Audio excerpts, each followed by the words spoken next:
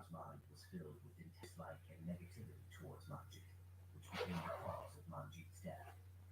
Hearing this, both Manjit's and Mukhtiar's families and friends were greatly saddened. Subsequently, in November 2010, Mukhtiar was found guilty in the Manjit murder case, and he was also charged with second-degree murder. It was a murder that sent shockwaves across the province. Former Surrey teacher Mukhtar Pangali strangled his pregnant wife and burnt her body. Immediately after Mukhtiar's arrest, both Manjit's and Mukhtiar's families brought a case in court for the full custody of Mukhtiar's 3-year-old daughter Maya. However, in the end, Maya's full custody was awarded to Manjit's sister, Jasmine Bamra. Then, in February 2011, Mukhtiar was sentenced to life imprisonment. Crown Prosecutor Dennis Murray narrated the incident in the following manner, immediately after the verdict of the Manjit murder case. Mukhtiar killed Manjit immediately after she returned from prenatal yoga classes, and then he took her body to a secluded coastal area in South Delta in Manjit's own car and set it on fire. He delayed filing a missing complaint as much as possible. In December 2010, the Canadian police publicly disclosed Manjit's diary and letters. After this, several media houses extensively scrutinized these letters, revealing that Manjit was clinically depressed. However, she was making a lot of effort to save her married life.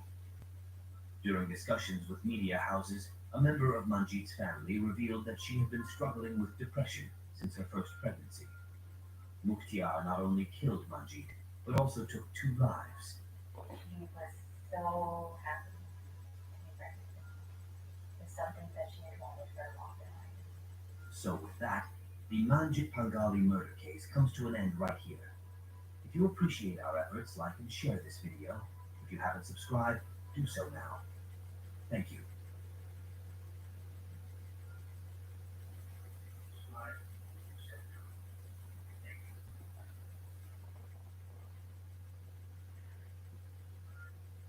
Bodies in bathtubs, murders from the dark web, and entire studios sent to their grave. Japan is home to some of the most deplorable actions ever seen in the modern-day world. This is a striking contradiction to the country's extraordinarily low crime rates, which report a homicide rate of only 0.3 per 100,000 population. However, when things go wrong here, they often manifest in some of the most bizarre, insane, and outright terrifying ways imaginable. So, come join me in this extended session. This amazing country has to offer. Welcome back to the video. My name is Adrian, and today we're looking at a heavily requested video. By the way, Coffee House Crime is all about true crime, strange and chilling stories. So if that does sound like a kind of thing, please consider subscribing. And now, with that said, please grab some coffee, pull up a seat, and get ready for the deep dive. This is Japan's most disturbing murders.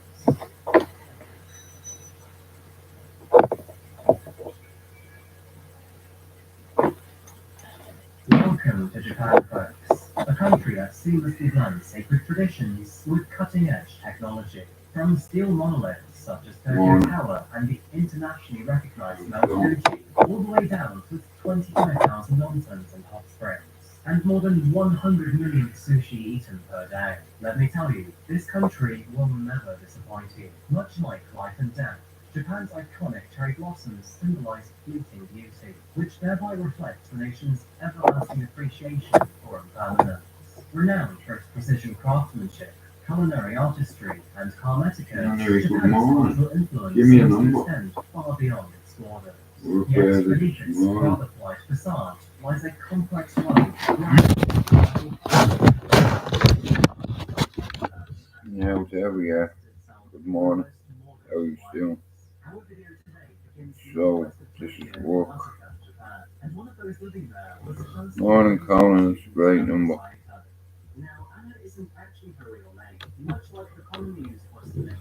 Oh, man. It's a bit early for the pizza man, but he's gonna have to come. Not a lot is known about her former childhood or her family, but what is known is that she grew up with both parents by her side in a comfortable home in Osaka. She was described as intelligent and witty for her age, and was also actually confident. In other words, Anyway, good morning, Colin.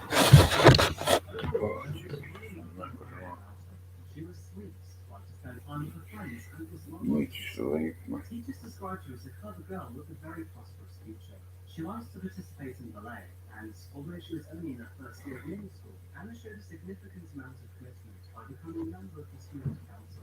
Smart, promising, and punctual. These were the three words used to describe Anna. However, in March 2014, that final characteristic which Give me a second.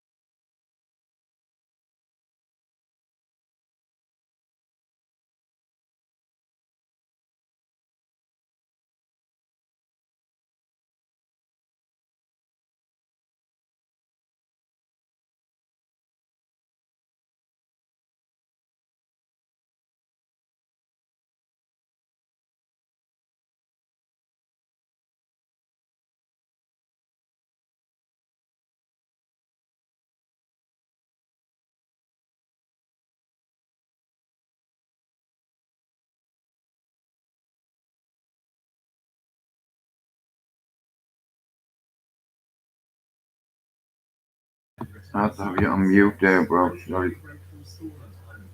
Yeah. Now, this was highly out of character for Anna. She was a well-behaved young girl who would have never struck out on her own accord like this. Furthermore, if she did actually want to run away from her parents, then why did she leave all her favorite possessions and her essentials behind? Pizza to come, bro. Disappearance to the authorities, and by nightfall, wanted posters were being displayed all across the local area. These posters highlighted that she was likely wearing school uniform. Anyway, any plans for the day, brother? Unfortunately, the authorities didn't have a lot of things. I'm supposed to be meeting up with PD today, but he's not been back in touch, so I don't know what's going on. But what I don't know. All you need to know is you can't just ring me and expect me to meet you an hour later. You can walk that way. Their daughter had vanished without a trace, and there was nothing they could do. Hours soon turned into days, and as those passed, the family were getting increasingly desperate. But on the ninth day of her disappearance, another letter found its way to the Saito family's post box. And this one read, "I'm doing fine.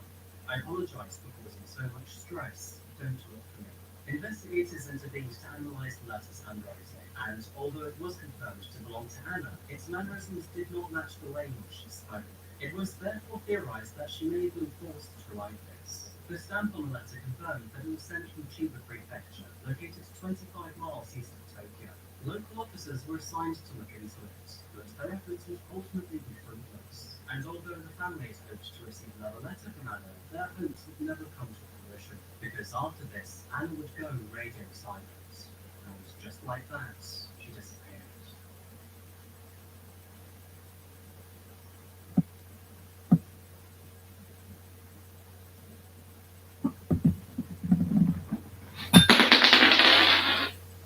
Unknown to the rest Oh, well, Anna had been abducted by a man. that's all part and parcel of a cone. It was a very strange You know, born in the year 1992. kids and Anna that. was 22 Fucking hell. at the time of Anna's disappearance. Originally from Akita, located in Osaka Prefecture, he was raised in a Kids are the local most family. more Both precious parents gift were we have successful in life. business owners, with his father owning a security company which specialized in physical home security components. This included things such as door locks, window fences, and rails.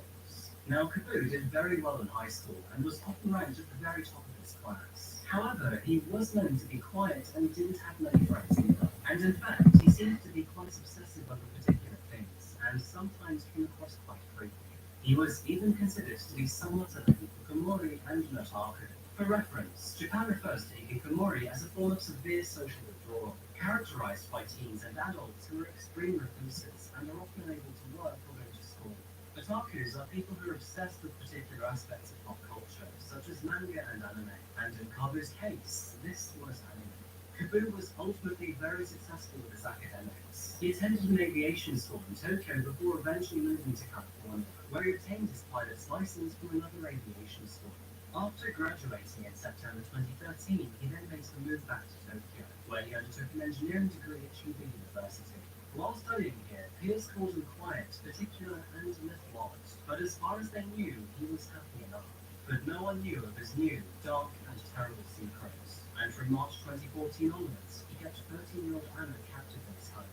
During the days, he would attend classes and see friends as if nothing was happening, before returning to his home in the evenings to focus on his own human experiments. So, before we continue with this story, it may be worth asking ourselves what precisely happened in the lead up to Anna's sudden abduction. Well, it all began. Been up for a while, man. Kaboo Been had up long for a desired while. to abduct and observe everything possible. He wanted to see how thoughts I'm absolutely bollocks, bro.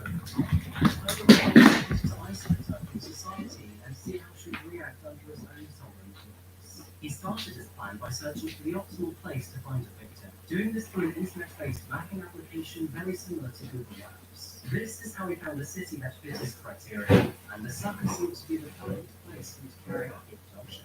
It met all of the right conditions, since it would be the countryside not too urban, and although Kaboo was not familiar with the city, he was able to visit it in person and observe it online.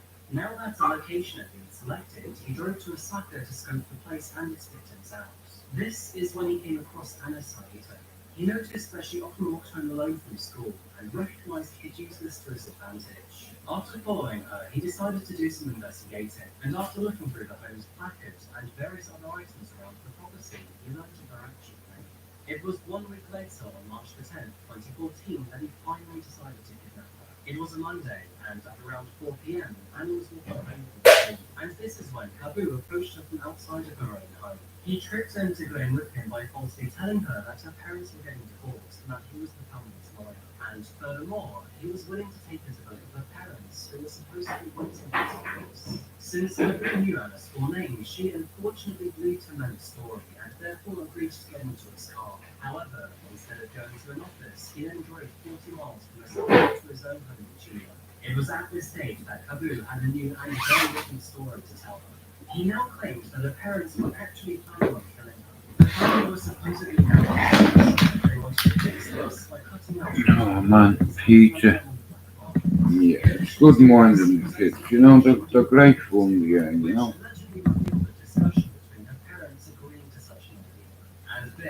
Very lucky, bro. I have an amazing chick that loves me. Beautiful kids. You know, I can't argue with that, bro. You know, as long as my kids are healthy, I don't give a fuck, bro. As long as my kids are healthy. Good morning, Dickie.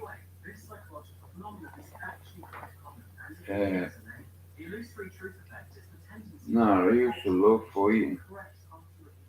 You know, and it's like because of what I learned and what have you, I don't like fighting with civilians because you end up getting into trouble and it's not worth my while fighting with certain people because you only tell the police on it. You have to be very careful. There's loads of weasels on here. Weasel City, I call it, yeah.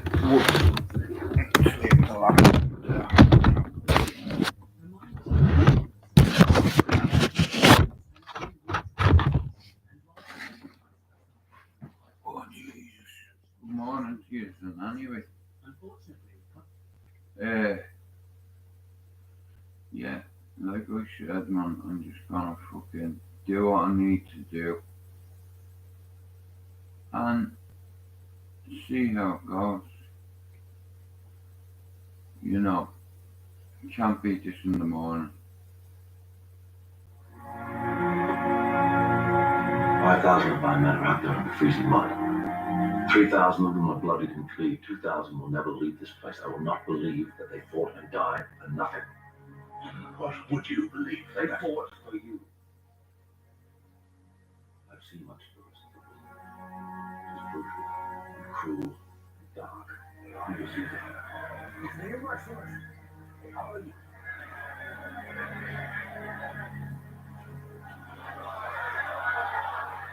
Maximus was I'm gone. on board Rome's greatest general. Let me go home. Let me go home. Ah, home. Oh, Tell me about your home. tell me about your home. My house is built to big stones of moon and sun. Kitchen garden smells of herbs in the day. Through the gate is a giant pink. Figs, apples. Yes, the soil's mark is black. Like my wife's hair. I hate me, Maximus. Scudo. What fighting? I want you to become protector of Rome after I die. I will empower you to one end alone, to give power back to the people of Rome. You are false as a sun. My fucking as a brother. The Emperor's being slain.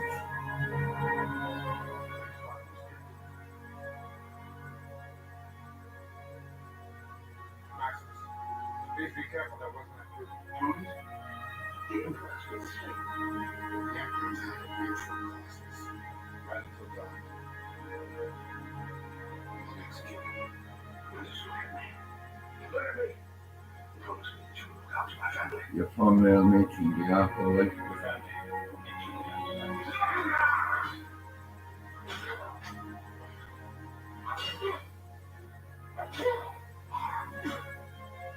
Do you believe you'll see me in the meantime? Yes. Forget it. I will die soon. They will not die for many years. I have to wait. Like you would. Like, of course. You see, He's grand. He's doing very well, he is. You know what I mean? I'm so happy with him. And he's the fucking spirit of me. Everyone keeps saying that, oh my god, Eugene, you're double. God love him.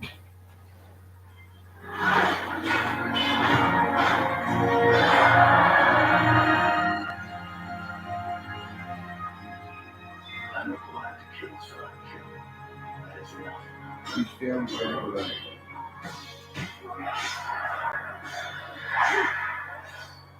Are you not entertained? Are you not entertained?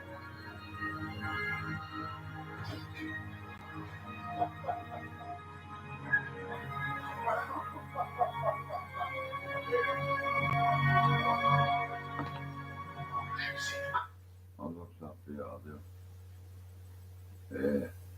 No, he's doing great, so is his mother. You know what I mean? I can't complain. If we had to equate the Pharaoh in the story of the Exodus with the Pharaoh that we I can't complain in all fairness, you know what I mean? I have a brilliant missus.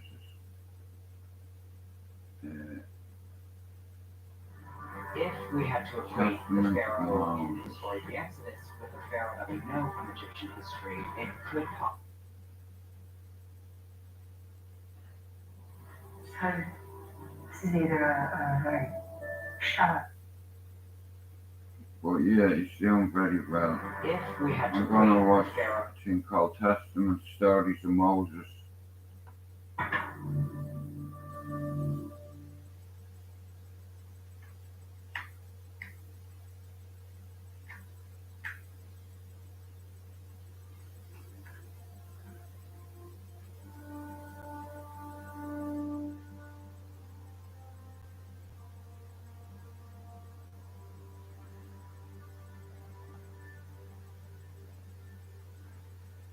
I'm gonna go up the shop and get myself some pizza.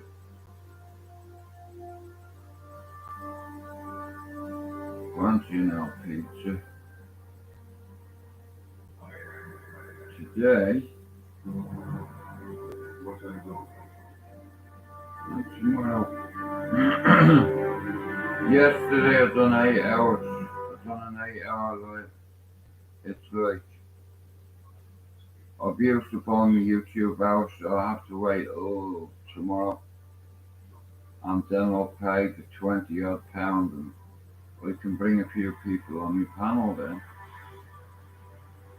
You know, I'm going to take it from there and see how it goes, and slowly we'll build a wall, and then we put another layer on it, another layer, another layer, another layer, and over time, there's going to be a lot of bricks in this fucking wall. Just like where I used to live, the red wall gang, when we were kids. Yeah, we were a gang, allegedly. You know.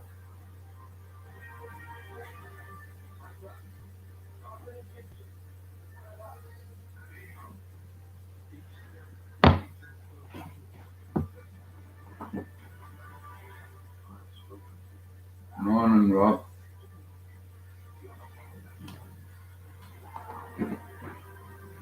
Yeah, so I only have the camera a fucking week or so, and I've broken it. What fucking dickhead.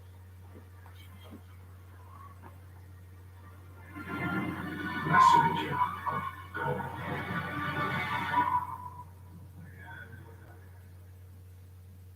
Like I said, it said $25 for StreamYard, but it works out about 20 odd quid, so I'll pay that tomorrow.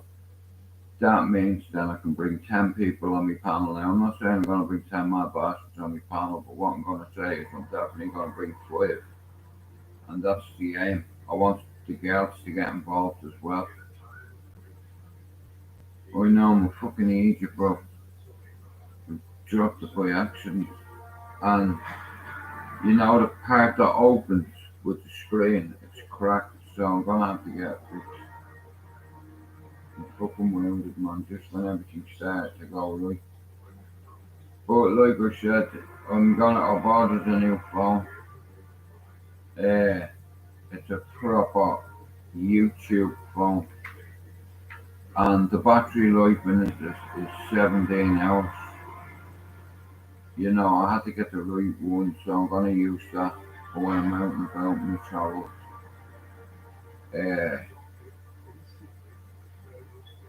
I'm gonna fucking finish what I started. I can't walk away. I've invested too much money and time into this. And my channel will succeed.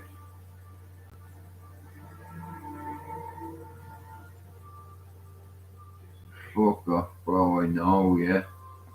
Bro, it's like getting 3 hot rocks, 2 on your top big ones and 1 on your balls. You know what I mean? I used to ruin loads of tracksuits because of that shit.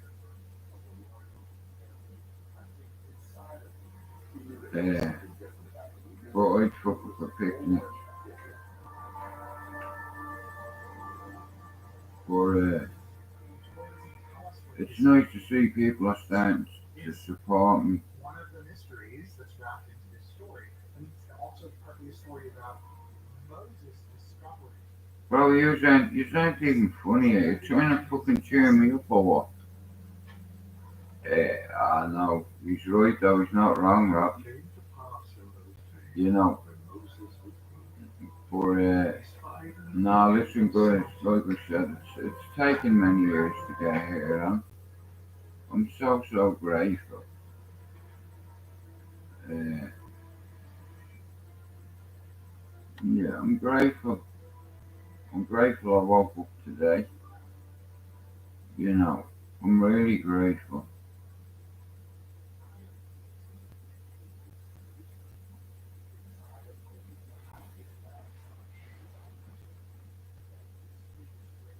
Come here. Can somebody tell me about the Jimmy situation, G&E? What's happened there? Is Jimmy a deviant? Now, the only reason I'm saying it is because somebody mentioned it in the live yesterday. Jimmy G&E.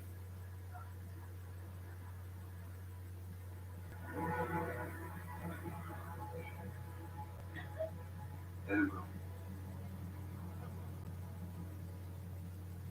I said let him go.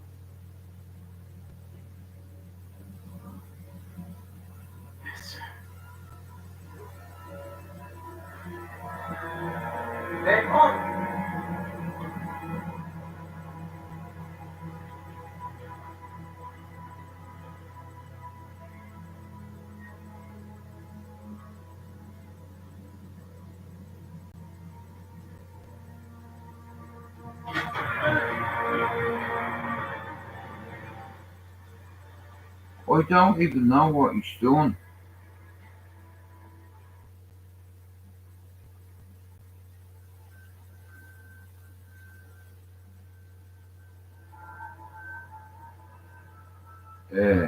But like I said, if it's true, I won't talk to him ever again. If that's the case, I will not talk to him ever fucking again. You know what I mean? There's a lot of people on here that are deviants, and I can't afford to keep company with fucking dickheads and fucking deviants. Like, you're a deviant. You're not a fucking deviant.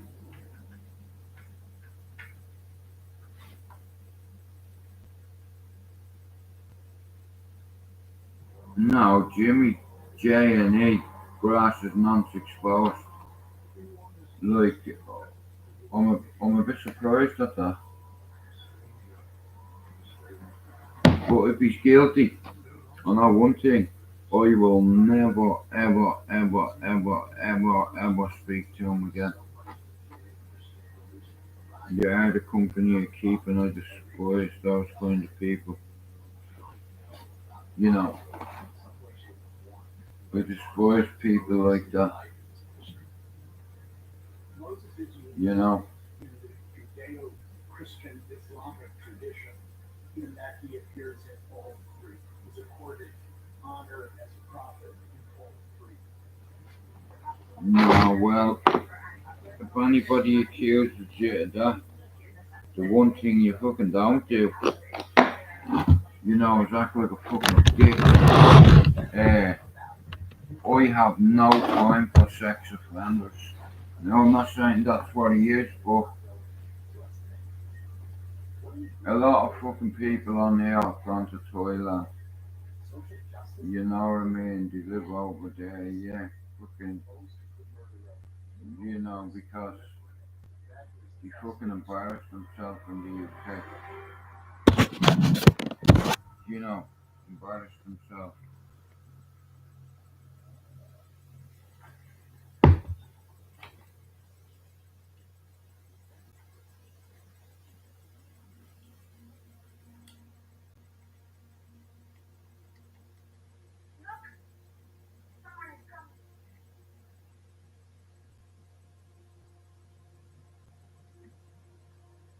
No, he doesn't.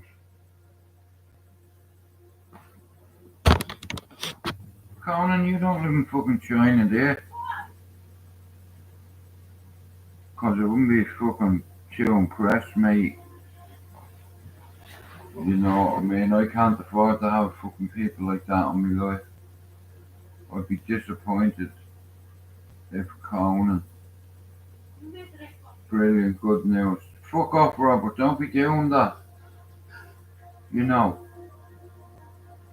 it hurt me feelings because I talk to a lot of you guys on a daily basis, and it helps my mental health, you know, and yeah, like I'm not perfect, you know, and I'm not in any position to judge anybody. I'm not on here to judge people. There's enough people on here to do that. No, I know. It's just like I say to me mods, I need you to be on the lookout for any people that come into my life that gives anybody abuse or is a significant risk to women and children. I need to be informed ASAP, ASAP. Literally, yeah, gang, told. Yeah. I ended up accepting money off Foxy a couple of years ago, and I thought he was trying to help me. But what I didn't realise was he was plotting against me. And 'cause it's on a milk stabilizer, I was a bit slow in a way. And since I've come off the milk stabilizer, even kicking bags and hitting bags, it's there. It's like I'm bleeding 18 again. You know what I mean? It's like snap kick that back. It's like, you know what I mean? It's just like chop a man down. You know, I know where to hit you. Everything's about anticipation. You know.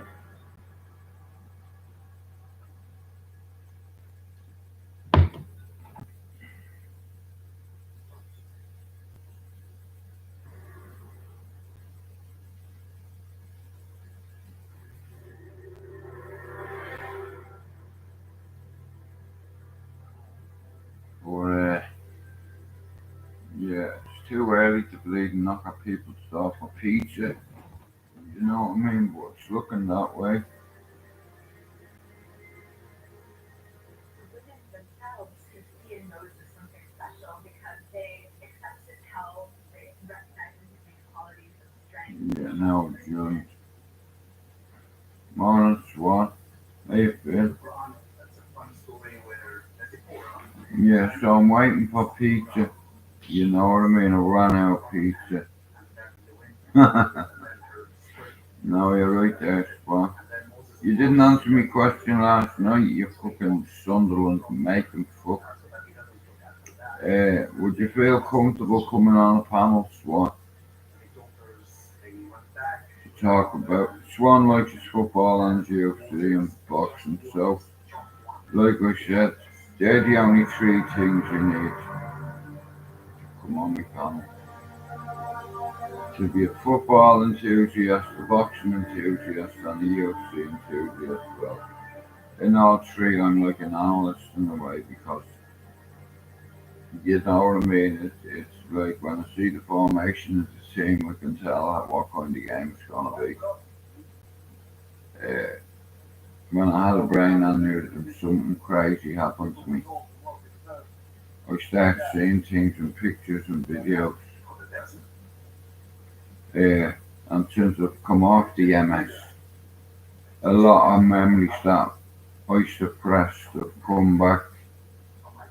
You know, things I remember about my mum when I was younger and things that I'd lost forever. But what I realised was, I put it in a metaphor. Venlafaxine is like Pac-Man eating all the dots on the board.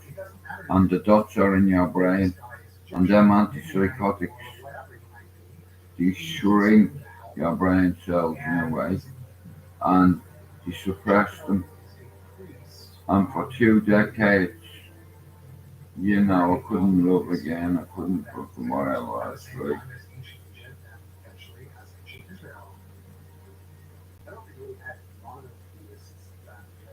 it's hard when shit goes wrong, you know, but I ended up meeting me queen song to life.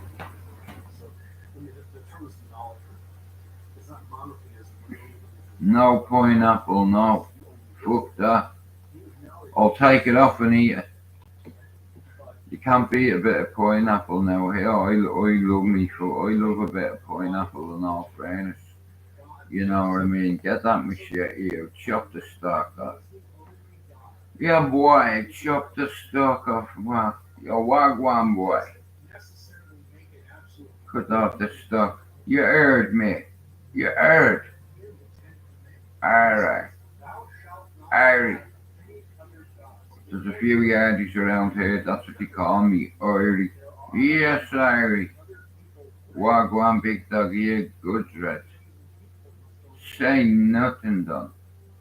Still though. Say nothing.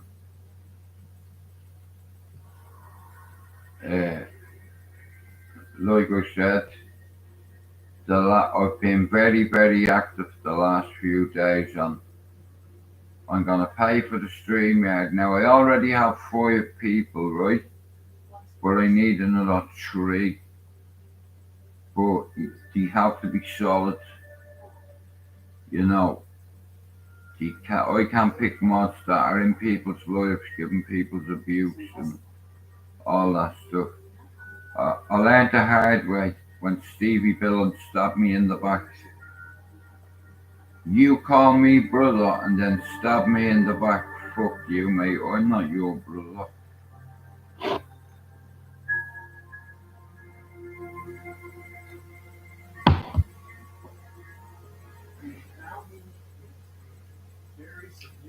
I've watched everybody on YouTube for years, jump ships, jump panels. Shout out to all the deviants out there who are slagging a dead woman's husband. You should be fucking ashamed of yourself. You don't mock the dead. You know.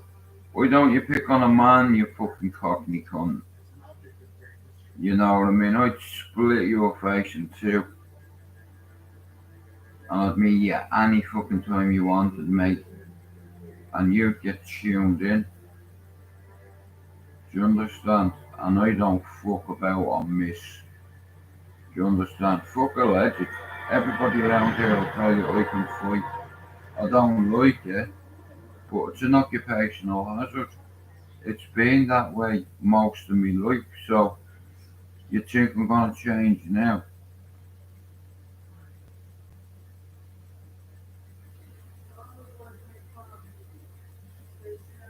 Nah, Swan is fucking sound, man. And he's a fucking Sunderland fan.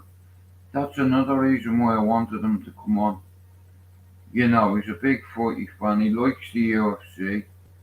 You know, but like I said, one night of Swan fancies that he can jump on. Not a problem. You know, listen, leave him alone. There's nothing wrong with Sunderland. You know, he's a fucking major lad, Lee. You know, fucking Sunderland all the way, mate. Come in, I tell you, I predicted it. Me and my brother were watching that. My brother kept saying, bro, that's it, it's over. There was about 10 minutes left. I said, bro, it's not over till the whistle gets blown. Do you understand? It takes 1 second to score a goal, and then we scored, yeah, to make it 3-3, and then he made a mistake. And Ahmed, I said to Alex, I said, listen, managers make substitutions. They make big game decisions, big calls, and sometimes they work out. And I'll tell you one thing, that is the best Liverpool and Man United game I've seen for 30 years. You know, I wasn't expecting it. You know, I'm United till I die. You know, with a lot of mates that are dead that used to lead men all around Europe. The Black Crew, Eddie, a lad off the Housing Estate, he died a couple of years ago, right? And you want to see the stand-off he got. He had a big fuck-off Man United flag, you know, on his coffin, and loads of flowers, like, with the United badge, you know. It's fucking lovely, you know. And a lot of the boys turned up. I'd not seen a lot of them for maybe fucking 15 years. You know, and reacquainting with me again. Like, Jesus Christ, dude, fucking hell. You've had a bad paper out. Fuck you, you'll have a broken jaw. And that'll be bad, won't it? I'm gonna make a cup of tea.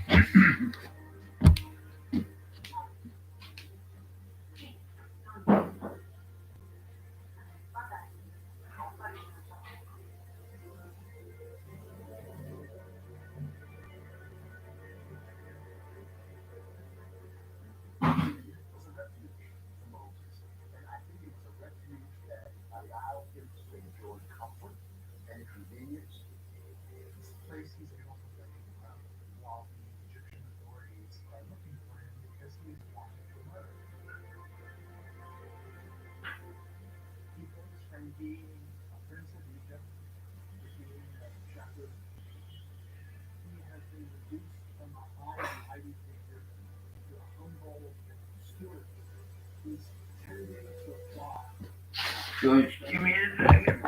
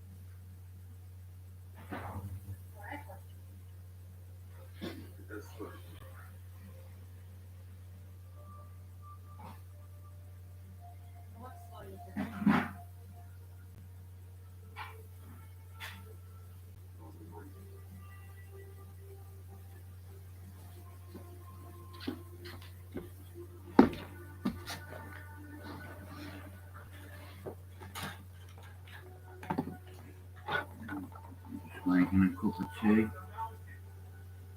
You ran out of milk. Now lads, listen to me. You know how long I've done this. And I've sat on it for ages, and I'm gonna start paying for StreamYard. That way 8 boxes to 10 boxes I'll have open if it goes that way, but Robert's welcome to come on. You don't have to show your face on camera, you can show me your face and then you can turn your camera off. But you're welcome, but the people that have followed me, supported me for ages, like, you know what I mean? I want to put a decent panel of people together. You know, no dickheads. You know.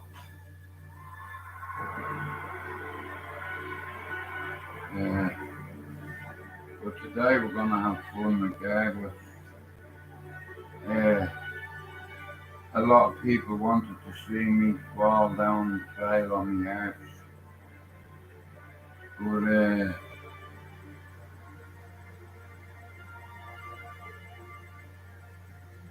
no, it's been a long time coming, and there's a lot of YouTube channels on here that are toxic, and I'll try to avoid them, but if any of them give me any shit, mate, I'll deal with it my own way. The best way to take a man's soul is to knock at his fucking door. And as soon as you hear that lock opening, as soon as you hear that click, bang, door in the nose, on the ground. You know what I mean? Now look, I've got you on camera, and you're getting exposed. You know.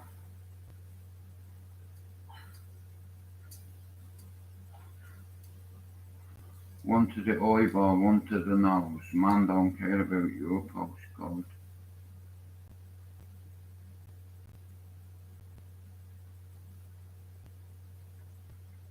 Well, Swan, like I said, I have a few people that I'm putting together that I want to come on a panel twice a week to talk about football, family, fight, and music and mental health.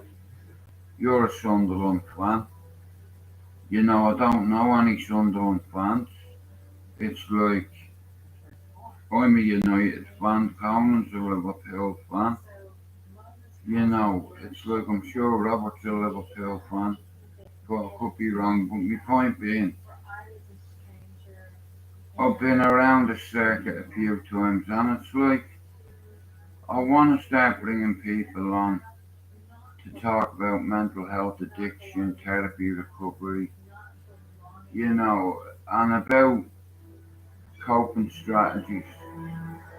How do you cope when you're an ex-addict? How do you cope when you're an ex-alcoholic? And it's very hard not to have a drink. And a lot of people judge people that are on drugs. And a lot of people that are alcoholics judge people who are on drugs. You know, when them fuckers are drinking like 2 bottles of water or 2 bottles of wine every night, you know, there's no difference between alcohol and narcotics. They don't discriminate. You know, cocaine doesn't give a fuck whether your name is fucking Yaya from Africa, fucking Johan from Germany, it doesn't matter. You know, I love me football, I love me UFC and boxing. I'm an analyst. There's not a thing I don't know. Do you understand? And you learn these things in the gym and from Sky Sports and the Zone and UFC and what have you now, but I make it my business to watch every event. I don't stay up at night like I used to, waiting for Conor McGregor to come out at 6 in the fucking morning. I wait till Sunday till I get up and I turn the laptop off and then I'll have a look, sorry, yeah. And I'm looking forward to Tyson and Usyk. But I hope Usyk beats Tyson, I really do. I love him as well, Swan, but it's just a couple of things that I've heard, and it's you know what I mean. A lot of people say money won't change them, but it does change them. You know, I have a lot of respect for Tyson Fury, but I lost a lot of respect for him when he fought in Ghana because he got beat. That fight scored a draw even easy. You know what I mean? Because the Saudis want big matches in the future. If Eddie Hearn and Frank Warren cannot arrange Anthony Joshua beat Tyson Fury, the Saudis in Riyadh will stand up and they'll make that fight. I'm telling you now. It'd be a fucking crime for boxing if Tyson Fury and AJ didn't fight. Well, like I said, Ngannou dropped him.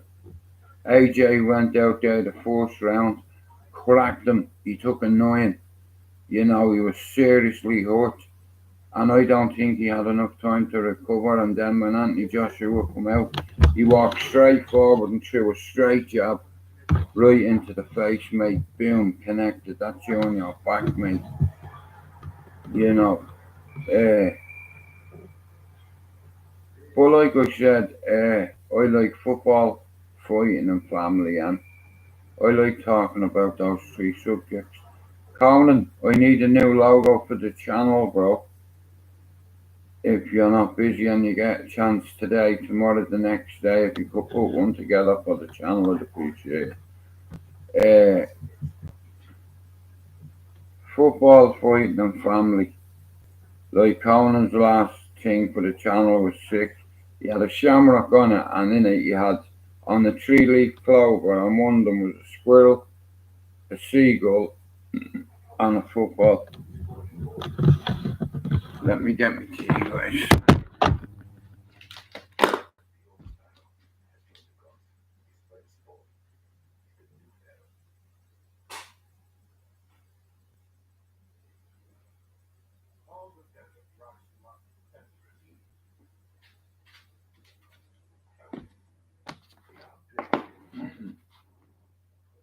I went in to get my tea.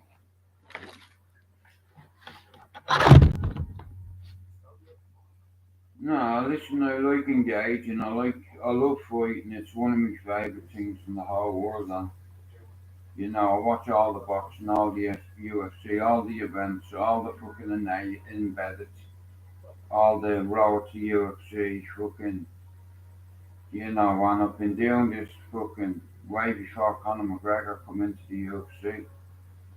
You know, I can remember when Ken Shamrock fought one of the Gracies years ago.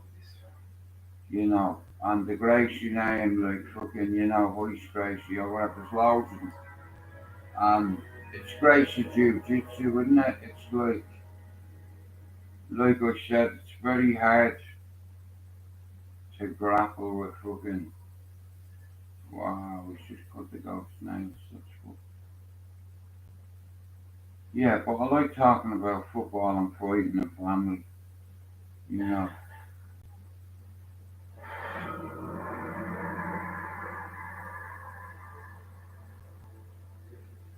No.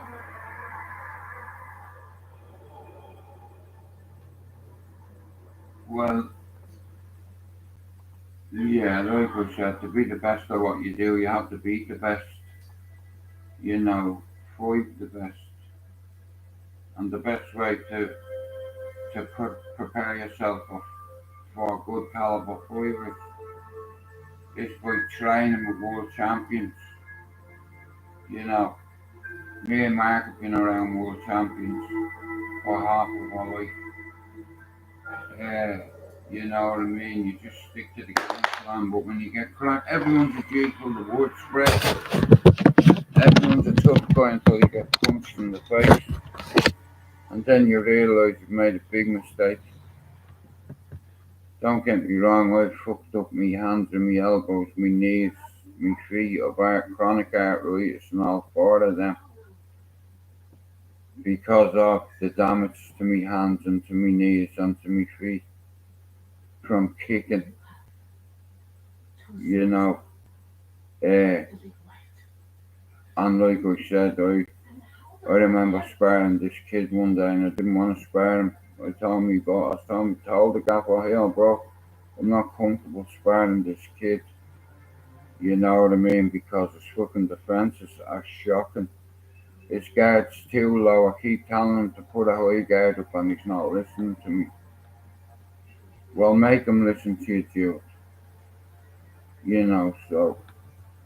Okay, so. I tried to make him listen, but he wouldn't. And he hurt one of the kids in the gym because I wouldn't spar him because he was only a nipper. But he was like 6'4", and at the time he was about 17. And he was a big, tough, strong kid, what have you, and all. And I didn't really want to engage with him, but you know what I mean, he embarrassed me in the gym, so I had to embarrass him in the ring. He got in the ring with me, we had a spar, he tried to throw a head kick, and I checked it, and then I swept his fucking legs. I don't think he's ever been hit that hard. I hit his left leg so hard, I swept his left leg and knocked his knees, both of them together. I cracked him and he hit the ground. You know, it was the way, the angle I caught him. You know what I mean? He was trying to check a kick and he didn't check it and he nearly broke my foot. Yeah, I hurt him. You know, see, I was annoyed because I didn't want to be a sparring partner for an hour or two because he's a sausage and he couldn't take it correct, you know, and sometimes I overestimate my strength and I leave or overextend, underextend. You know, always have a high guard, but I swept his legs in anyway, you know what I mean, and I dislocated his knee. You know, then my coach had to go with me. You know what I mean? It's like, cause he hurt one of the kids in the gym, so I said, yeah, I'll spray you, come on, let's go. You know what I mean? He threw a headgear at me and what have you. I said, I don't need a headgear. I'll have to miss me coach, that's me Jude. You know the rules, headgear. So I had to put it on, but I knocked him clean out. Yeah, he was anticipating a leg kick. And basically I fainted and aimed for his head and knocked him out. And he had cerebral edema for about 3 minutes. It's like drinking 7 martinis, they say, you know. But because of my mental health issues, I cannot engage with civilians because if I hurt somebody, I'll get recalled to hospital and nobody's worth that. You know what I mean? Nobody. Like I'll always say, I'm not a tough man, a hard man, or a fighting man, but I'm very good at defending. You know, my dad from a young age put me and Mark into multiple disciplines. You know, tried to make me tough, tried to learn me how to fight. And he did his best, fair play to him, like, you know what I mean? He put me in karate, fucking kung fu, taekwondo, you name it. As a kid, I did it, boxing. And as I grew up then, fighting in the streets, fighting on the terraces at Old Trafford, outside Old Trafford, you know, and then in my last job I done kickboxing for 6 years, you know, with a Polish guy, Martin. And I'll tell you one thing, he kicked me leg one day, right, and I didn't check it. Now when he kicks you, he fucking break your leg. That's why I didn't check it, but I didn't check this calf kick. And I swear to God, one kick took me out for a whole week. The way he caught me on the top of the calf, the next morning it was all black. That's how hard he kicked me. I had to take a week off work. My boss wasn't happy, I'll tell you that. You know what I mean? Give me a minute. Bang, bang.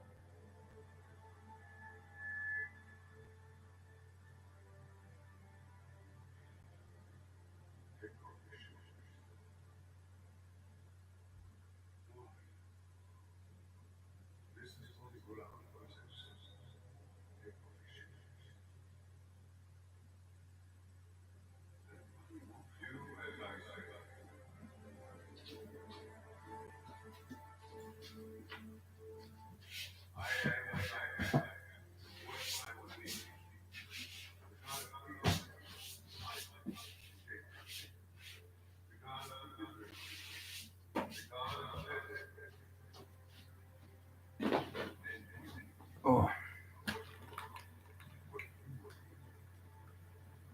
No, well listen, Leon fainted. You know, that right hand, you know what I mean? Fainting left hand. And it's like Usman thought he was going to throw a straight right hand, but his left leg cracked him in his temple, and, you know, Usman got stiff. You know, excuse me. He got some crack in the face. Well, some kick in the head, you know what I mean? So snap kick, it's so easy. You know, it's like, yeah, I thought he was gonna win too, Swan, but like I said, knocked out. KO, mate, stiff. You know what I mean? It's like now, I've knocked a couple of lads out like that.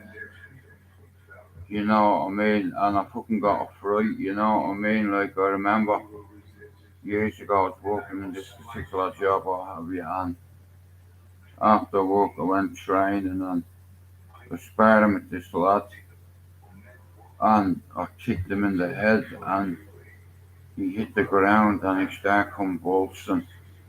He had a seizure, and it kind of scared me then after that to kick anyone in the head, because the last lad I kicked in the head, yeah, I damaged him permanently, and I didn't want to fucking spar with him. And I told my coach I wasn't comfortable sparring with him because he's only a novice in the game, a fucking novice. He doesn't need to be stood in front of me. My boss says, take it easy with him. How can I take it easy? You know what I mean? I'm not getting hit. So you keep a high guard. So he was told we were only playing. But he threw a couple of left hands and I was concentrating on his hands and he kicked me in the body, yeah, and cracked me rib. I was in fucking agony. I said, just give me 2 minutes. I thought it passed, but it didn't, you know, so there was only a round left, so my coach said, you don't have to do the last. I said, nah, we're finished. So I was fucking hobbling, I was, you know, cause me fucking rib, I didn't know it was fucking broken at the time. I cracked, that's how hard he kicked me in the body, and I didn't check, I had my hands up. I was anticipating throwing a left hook and probably an uppercut through the middle. And he feinted the right hand, so I had my guard up and bang right there. You know, so I was a bit annoyed at him. I was a bit annoyed at my coach for putting me in the situation, so yeah. I kicked him in his fucking head. You know what I mean? And I got an awful fright because he had a fit. You know, and it's like it scared the bollocks out of me. You know, he was only a kid, he was only about 19. But he was a kid with a big mouth. And in the gym, there's one thing you do not do, is point at one of your fucking stable mates and say, I'd knock him out. That's disrespectful, you know. So my coach said to him, you don't want that, mate. You know what I mean? He said, pick anyone in the gym to spar. He said, I want to spar Jewett. He said, why? He says, because he's very technically defensive. You know, it's like he's a very good striker, very good defender. And like I said, I'm a good defender. I'm not a fighting man, a hard man, or a tough man. I'm a defender. You know.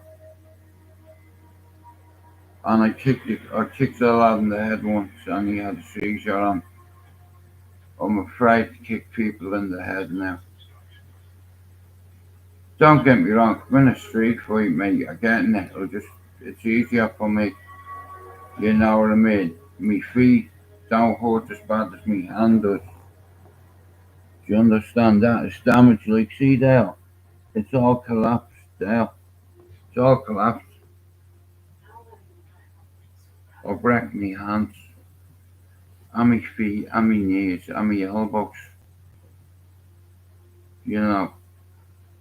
So anyone out there who's a fighter, who does kickboxing, boxing, whatever, Muay Thai, Taekwondo, Karate, do you understand? It doesn't matter. It's like it's a discipline, and key word there is discipline. And if you're only having a fucking spar, you're meant to be tappy. Do you understand? Not breaking people's ribs and knocking people out. Straight off your opponent. You know what I mean? But listen to what your coach said, and I listened and I told him, Dapper, I'm gonna knock this little prick out. Didn't listen.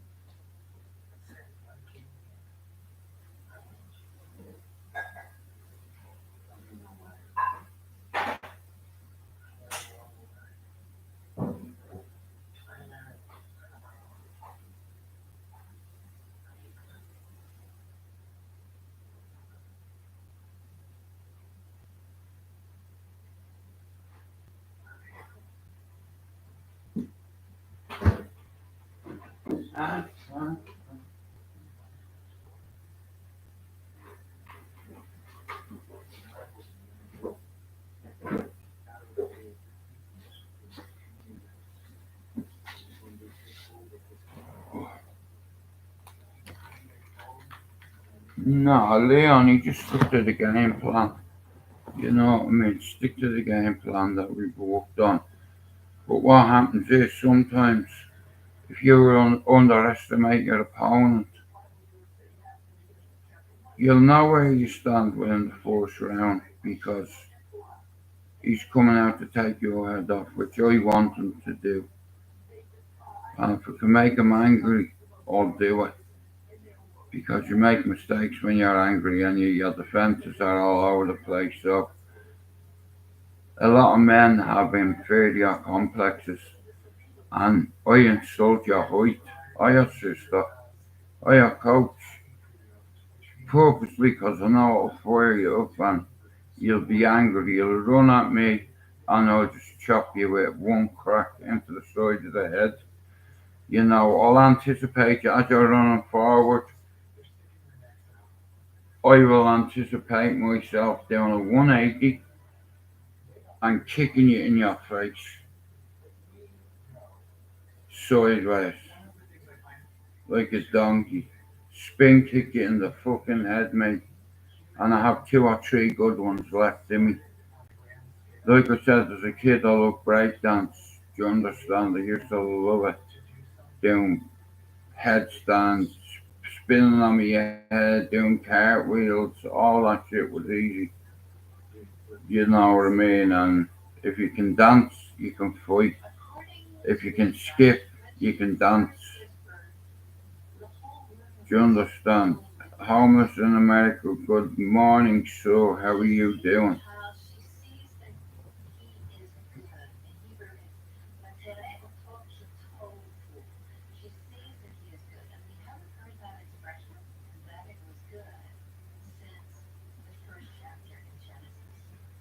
Good to see you, bro.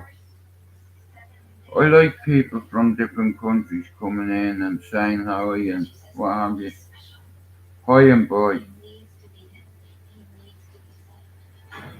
There's some good people that come in an hour here.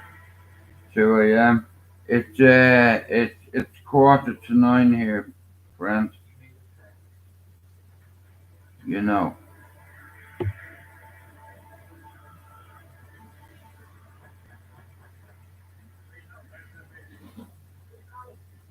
No, it's good to see you. We were talking about fighting on the fences and me getting forced to spar with a kid years ago, and like there's rules in the gym. Here, leave your ego at the door. Do you understand? Because once you walk through them doors, if you've got an ego, it'll be slapped off you. You go in the gym thinking you're solid and you're tougher than everybody else here, you're going to get matched with somebody your size, maybe a bit bigger than you, who's a savage. Now, if you listen to the coach or your master, and he tells you, fall into line, I want you to pair up. Master Woody, I don't want to pair up with him, why? Because I'll knock him out real quick. He said, you don't need to do that, Duke. I said, alright, well tell him, if he hurts me, I will snap kick him in the head. And me coach is that to do. and the prick broke me rib with a kick. He fainted. I thought he was going for a high kick, so I put my guard up, both of them, and he caught me under the elbow right there and broke a bit of a rib many years ago. And it's like that's why I will not fight civilians, because it's like I'm not risking my freedom just to prove a point to people, and then you have to live with the guilt of his mother on a ventilator. His mother watching him on a ventilator, and that's my fault. You know, martial arts and disciplines. You don't go into fighting to hurt people. You're going for the wrong reasons. I went because I needed to sharpen up my skill set, and I went because my daddy pushed it on me. You're my first son, you're my legacy. What? Kids are picking on you. What you crying for? What you letting them see you cry? Yeah, there's a stick. I am indeed, mate. Yeah, I'm from Dublin. One sec, where's my fucking tea? Put another shrimp on the barbie. God,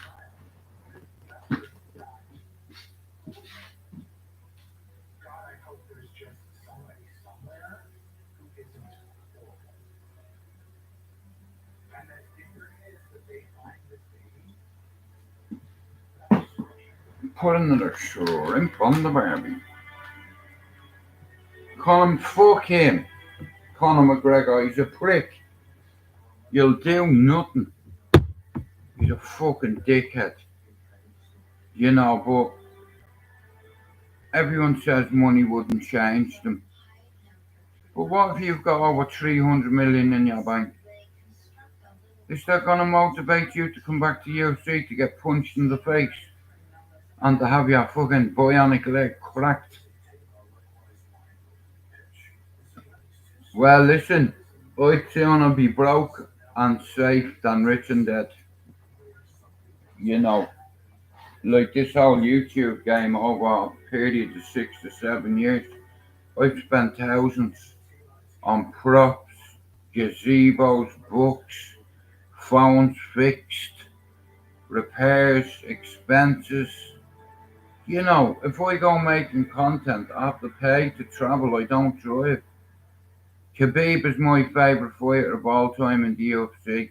It used to be George St. Pierre, but Khabib just pipped him by about that much. I watched Dagestani Chronicles. I watched everything there is to know about Khabib. Alhamdulillah, he is fucking brilliant. And inshallah he comes back to fucking UFC, but I don't think he would unless Dana offered him a super payday. He's bloated up like a frog, he has. And Islam Makhachev, like I said, undisputed 155 division. Alhamdulillah. Alhamdulillah. I know you guys don't like this, but tomorrow, guys, I smash your chicken. I smash your boy. I waited 15 minutes. Conor McGregor not here. I will see you at the press conference. And then a few minutes later, Conor rocks up, and it's his birthday, and he said, here, there's a whiskey, and he goes, I don't drink, and he goes, you don't drink? I bet you're a shit buzz at parties, aren't you? But Islam Makhachev, like I said, Charles Oliveira, that was a very close fight. Charles is very technically gifted. Brazilian black belt jiu-jitsu. It's like I said, them jiu-jitsu guys can tie you up like a pretzel. You know what I mean? It's like, we're I've trained with world champions. The second half of my life, like me brother trained with world champions, and you can't gain better experience than from a champion, a world champion, you know, that's recognised in the sport. Uh, and they're the best role models you can get because there's a lot of guys in the gym that'll, you know, if you're not doing things a certain way, if you're doing pad work, if you're not holding the mitts a certain way, you can't lace your gloves a certain way, fucking it's simple. You know, fuck's sake, I was skipping at 10 years old. You know what I mean? Like a ballet dancer, I mean. You know, if you can skip, you can fight. It's either in it or it's not. You know, and sometimes I act like a fucking barbarian. It's like, but the truth be told, I'm not a tough guy, a hard man or a fighter man, I'm a defender. And that's what I do. You throw a dig at me, and I guarantee you I will kick you where you've never been kicked before, probably. And you'll wake up and you'll ask what's happened. Like I said, Khabib's dad, Adunat, no Magat, whatever his second name is, I can never pronounce it. But Habib's dad, you know what I'm saying, he opened up a few schools, a few fucking centres, and you know what I mean. Rest in peace to Adunat Magan Magagat, whatever his name is, Namaga Magagat, I forget what it's fucking called. But his dad, it reminds me of my son and the relationship I have with him. I watched him as a boy go to school, helped him with his homework. Then he grew to a teenager and he went to college. He finished college. He went to uni up in Liverpool. Got a degree, a master's, and was a head lead youth worker for a decade up there and won Best Teacher of the Award.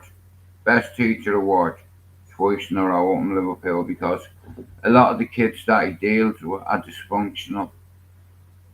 They have no certain routine. They come from broken homes.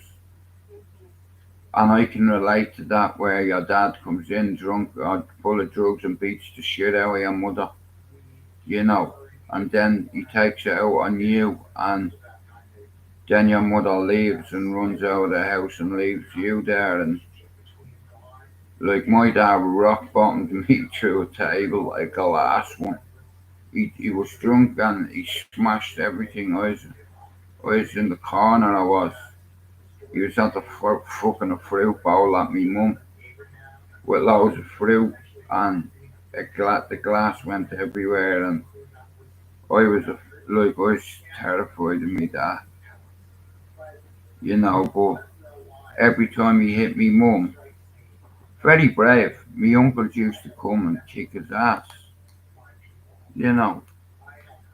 It's like, and he tried to make me hurt because he thought I was going into the military. So my uncles learnt me how to shoot, my father learnt me how to fight, and my mother and granny taught me how to love. I'm my psychiatrist. Yeah, I'm no angel, but I ain't no fucking devil. You know what I mean? I can be, if need be. Do you understand? And that's why men don't scare me. What's the worst can happen to you in a fight? You die. Then you get to go and see your family. You know, so I embrace that shit. For a quarter of a century around here, you can ask anybody the amount of kids I've coached that have gone on to college, that have gone on to uni, because they listen to my ways, my teachings. I know I'm on here, I act very reckless sometimes, but when it comes to me work, I'm so passionate about it. You see, this housing estate needed funding, and Manchester City Council, 49 bro, Manchester City Council wouldn't release funding to this area because it's a high crime, low privileged area. So my son went before the board, the Princess Trust, and he got my housing estate funding. Then he went to Liverpool and he helped change laws, legislations, restrictions and policies for all the kids in Toxteth, but not just Toxteth, the whole city. Liverpool City Council for years wouldn't put any money into Liverpool, and all them scousers, all them youngsters have so much to offer. Scousers are very fucking smart, and 95% of Scousers work and pay fucking taxes. And a lot of I have more friends in Liverpool than I have in Manchester. How about that?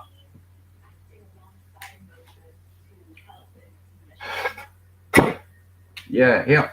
I'll get a frog out of the Amazon, a red one. I'll get a little arrow. What I'll do is I'll put my surgical gloves on and I'll rub underneath his neck.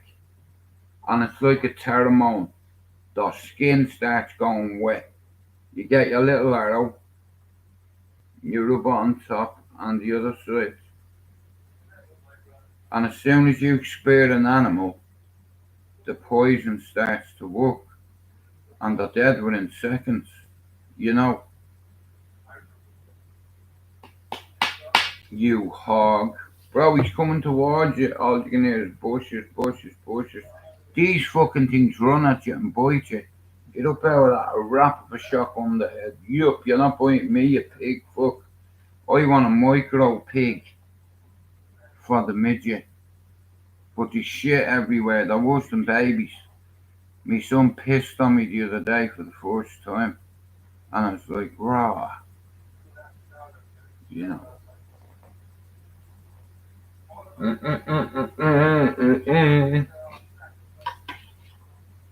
Come on, pizza man. Pizza man, you are a fucking pain in the ass.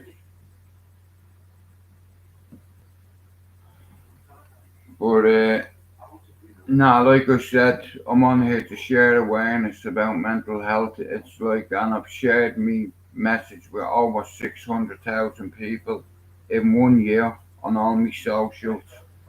And I intend to turn that 700,000 into 5 million people. And I'm giving myself 2 years to do it.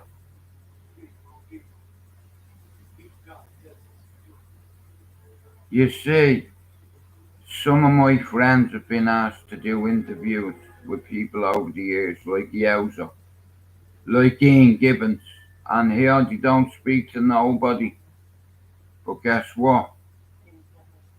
They're coming on my panel one day, one night, and while they're in, I'm going to ask them 25 questions. And then I'm going to schedule a part two. Now you wait till you hear the stories that this guy is going to tell you, and every one of them are 100% true.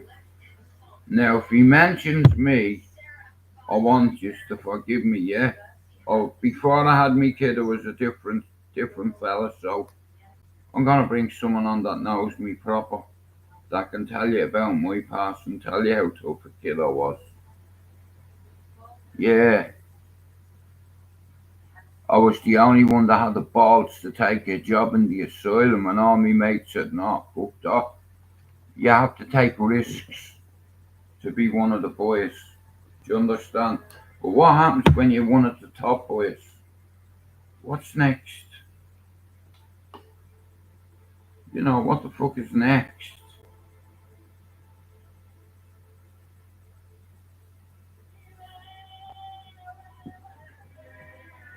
One second.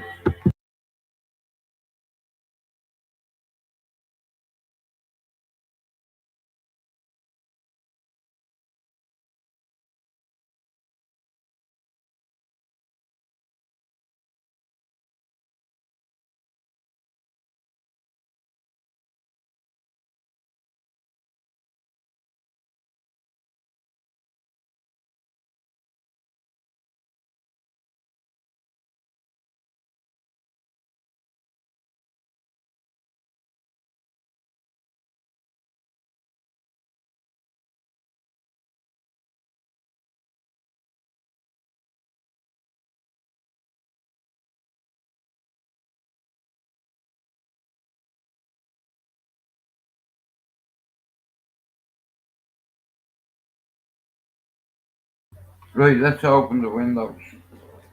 But good morning to everybody, and today we remember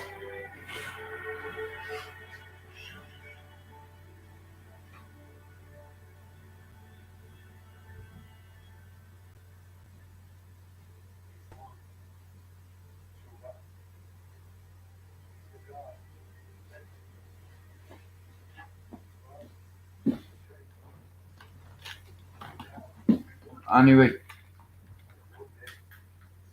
like I said, there's work to be done.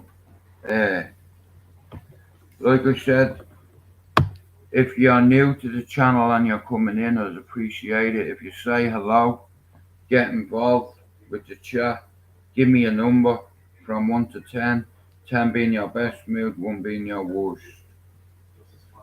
Now, like I fucking said, I've done this for many years of stop, start, but here, I was on a mood stabilizer. You know, you try fucking work on a laptop when you're on the mood stabilizer and 8 other fucked up tablets. You know, but it's not how you start, it's how you finish. And I've not started really. I had to get myself on the board, being over 1,000 subs. And now I just have to pay $25 for the stream ad. I can bring 10 people on. Swan, if you're still in here, are you going to pop on the panel one time to say hello? And anybody that has a spanner in my channel is welcome also. Right? I want to shout out to all the bullies on YouTube that troll people. I want to shout out to all the bullies that slag dead women's husbands.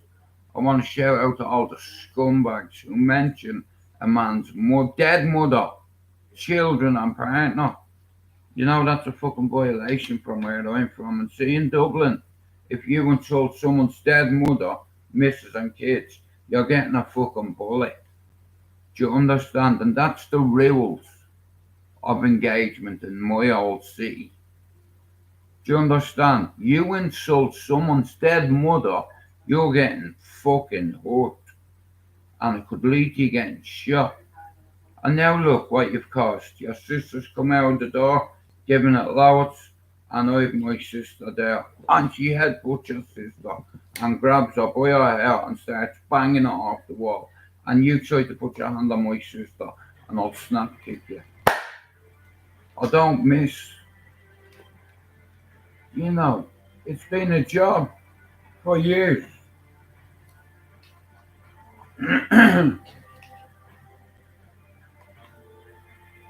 Like I said, I'm a gentleman, I'm a nobleman, I'm a humble man, I'm a righteous man. I'm not on here to judge anybody, that's not my job. I'm on here to compete against one dickhead. You know, that's a fucking idiot, and yeah.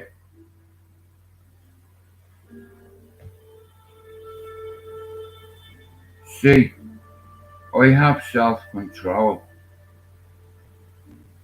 And I could have grown my channel years ago properly by calling everybody out, but because I can handle myself and I've done multiple disciplines, it wouldn't be a fair fight. And in my heart, I know that. So, you know what I mean? Like I said, like I like a spar. And I'm a volume striker. I let you hit me 3 or 4 times so I can give you one rap through the middle, up through the middle, bang. You guards like that, you drop your left hand or your right hand, I'm gonna fucking faint kicking you in the head. You're gonna drop it, you're gonna put your hands up, yeah? It's like I'll faint kicking you in the body. You try check it. As soon as your left hand or right hand goes down, bang. Target has been hit. Incoming. But like I said, kickboxing, Thai boxing, karate, kung fu, taekwondo, fucking all that stuff. It's like they're just there to learn your discipline and patience. Don't overextend, underextend. Don't overeat. Wait for the shot. It'll come and take it when you see it.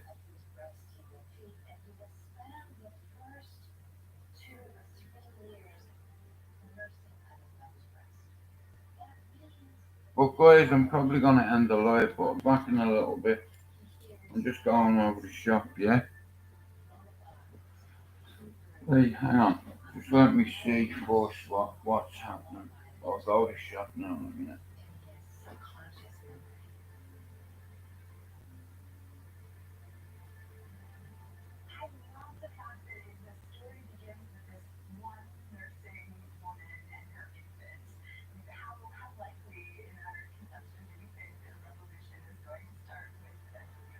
But anyway, like I said, I have to go to the shop. I won't be long.